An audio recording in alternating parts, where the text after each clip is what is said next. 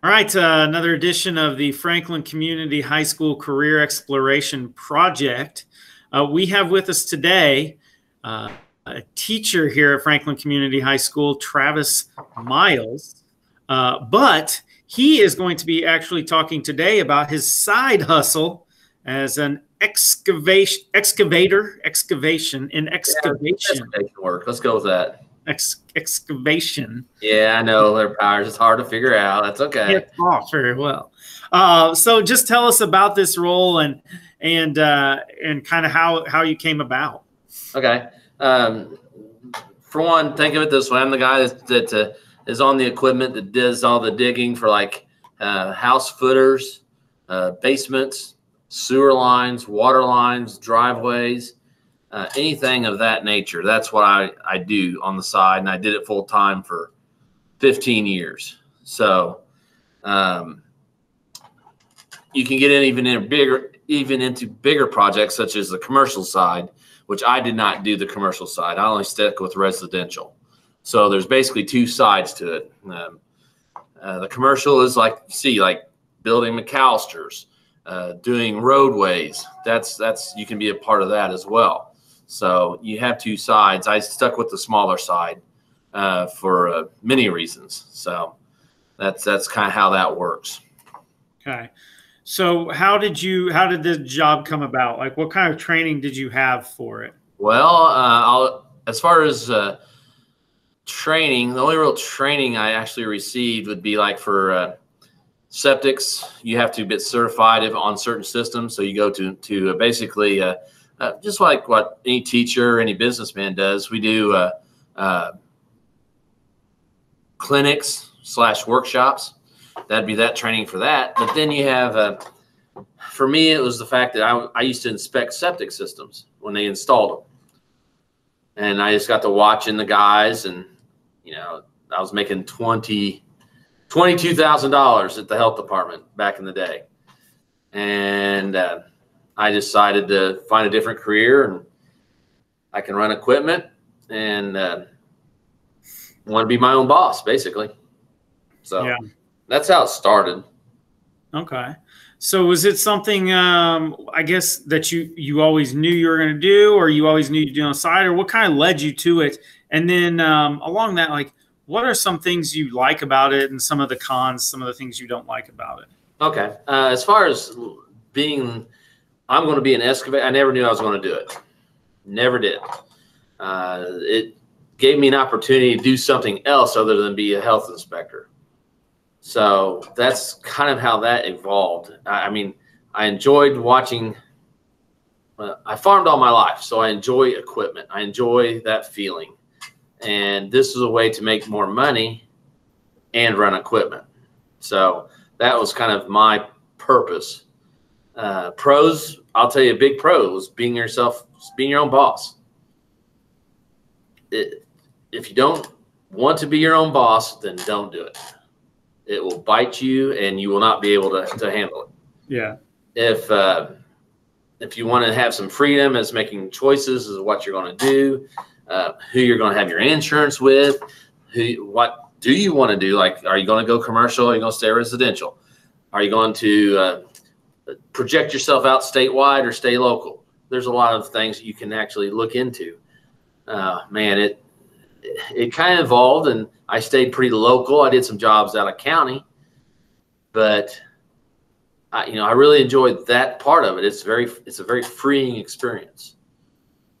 Different job every day, basically, different place every day. You want to bring up some cons. There are a few. For one, being self-employed means you are the breadwinner. You are the man or the woman, and you have to go to work. You can work yourself into having employees, but even then, you're still the man. Yeah. You're still the woman. You're still the boss. So you have to be at work every day. I would work sometimes 7 days a week. Chasing money's not fun. And you have to do that. Yeah. You have to learn the fact that, you have to have insurance. You have to keep your equipment up to date. You have to know some things about your equipment. Like you can't afford to take it to the shop every time something happens. You know, and you have to find your niche, you just have to find what you like to do. Mm-hmm. You know, I really, you know, and I've bragged about in class, and I wish I could show people, but I love working in an excavator.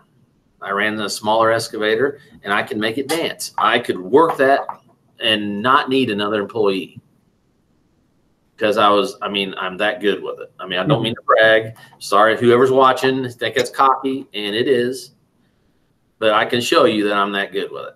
So it's not bragging if it's the truth. Isn't that what, didn't Yogi Berra say that? He said that, but you know, people may take it the wrong way, Brian, but I'm just telling you right now, if you set me in I'll go get the excavator from Jacoby I always use, and I'll show you where I'm at with this. So, or you can ask Brian Luce. I do a lot of work for him.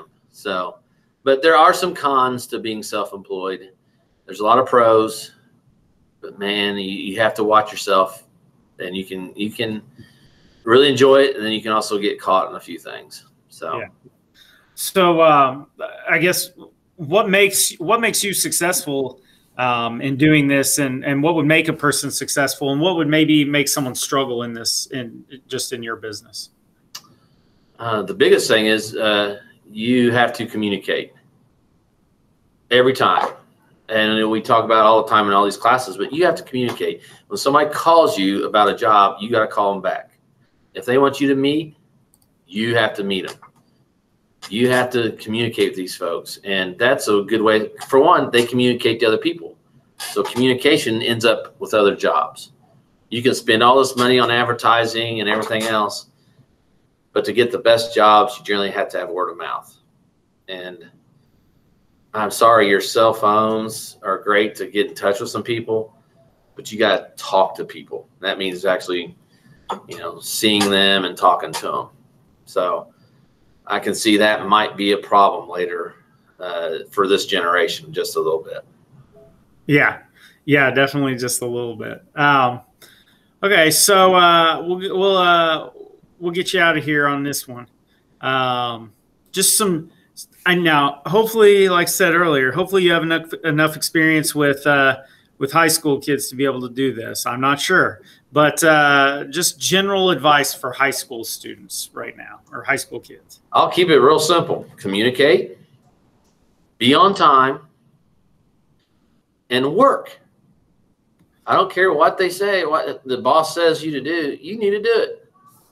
You may think it's the stupidest thing ever, but I can tell you right now, if a 16-year-old tells me how to run an excavator, I'm going to laugh because they just don't know.